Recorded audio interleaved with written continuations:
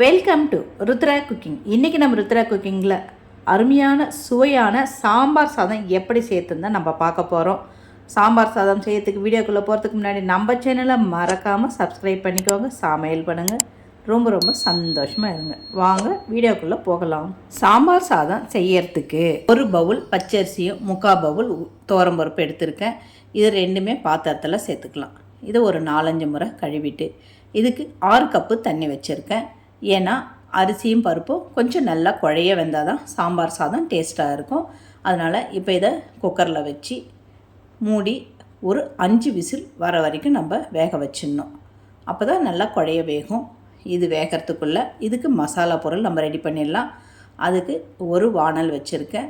அதில் ஒரு 2 table spoon எண்ணெய் சேர்த்துக்கிட்டு 1 டீஸ்பூன் கடலப்பருப்பு, 1 டீஸ்பூன் மல்லி, 1 டீஸ்பூன் உளுத்தம்பருப்பு, 1 டீஸ்பூன் சீரகம், 1 டீஸ்பூன் மிளகு, 1 டீஸ்பூன் சோம்பு, அப்புறம் ஒரு 5 காஞ்ச மிளகாய், கலருக்காக ஒரு 5 காஷ்மீர் சில்லி.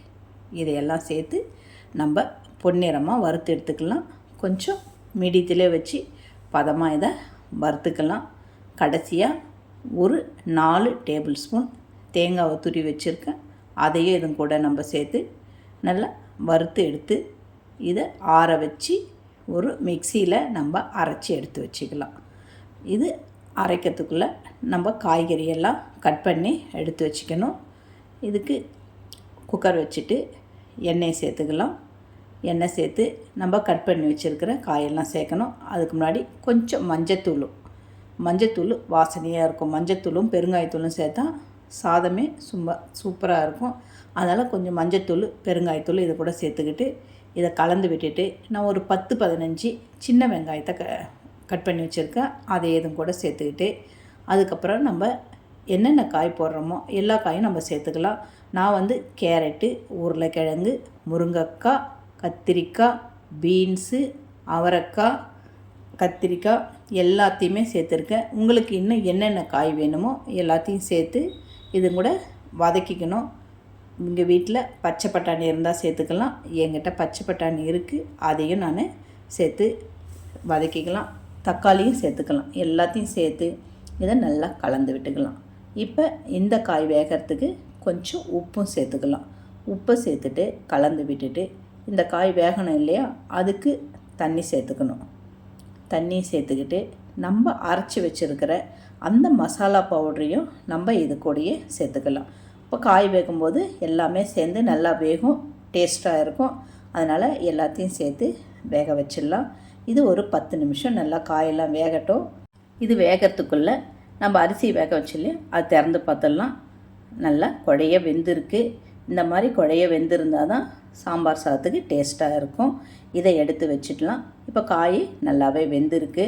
இப்போ காய் வெந்த பிறகு ஒரு எலுமிச்சம்பழம் அளவு நான் புளியை கரைச்சி வச்சுருக்கேன். அதுவும் இதுவும் கூட நம்ம சேர்த்துக்கலாம். இந்த புளி தண்ணி ஊற்றின பிறகு இதுக்கு இன்னும் கொஞ்சம் உப்பு தேவைப்படும்.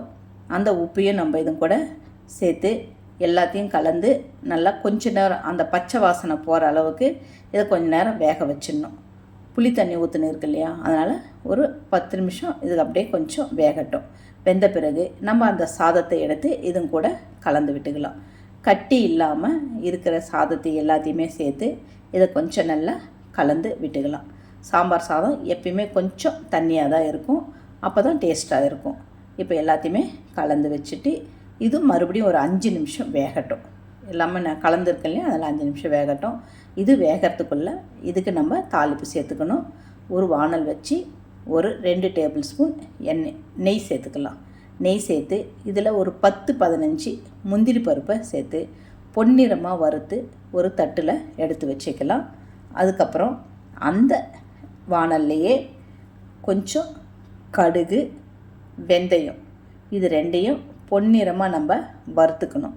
வெந்தயம் போட்டால் சாம்பார் சாதமே நல்லா கமகமன்னு வாசனையாக இருக்கும். அதனால் வெந்தயத்தை சேர்த்துக்கிட்டு ஒரு 3 காஞ்ச மிளகாய் சேர்த்துக்கலாம். காஞ்ச மிளகாய் போட்ட பிறகு வாசனைக்கு கருவேப்பிலையும் இதுவும் கூட போட்டோம்னா கமகமன்னு வாசனையான தாளிப்பு ரெடி ஆகிடுச்சு. இதை நம்ம அந்த சாதத்துக்கூடயே சேர்த்துக்கலாம். இதை சேர்த்துட்டு அதுக்கப்புறம் முந்திரி பருப்பு நம்ம வறுத்து வச்சுருக்கோம் இல்லையா, அதையும் நம்ம இந்த சாதத்தை கூட சேர்த்துக்கலாம்.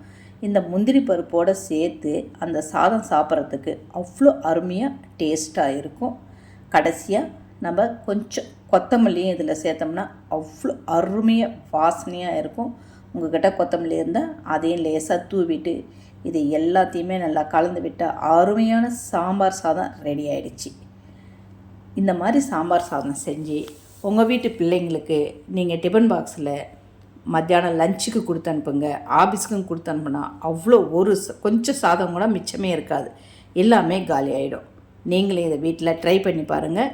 அதே மாதிரி இந்த சாம்பார் சாதத்துக்கு வத்தல் ரொம்ப ரொம்ப அருமையாக இருக்கும். உங்களுக்கு எது தேவையோ வத்தலோ அப்பளமோ எது வேணாலும் வச்சுக்கிட்டு சாப்பிட்லாம். அருமையான சாம்பார் சாதம் ரெடி ஆகிடுச்சு. நீங்களே இதை வீட்டில் ட்ரை பண்ணி பாருங்கள். மறக்காமல் நம்ம சேனலை சப்ஸ்கிரைப் பண்ணிக்கோங்க. நன்றி, வணக்கம்.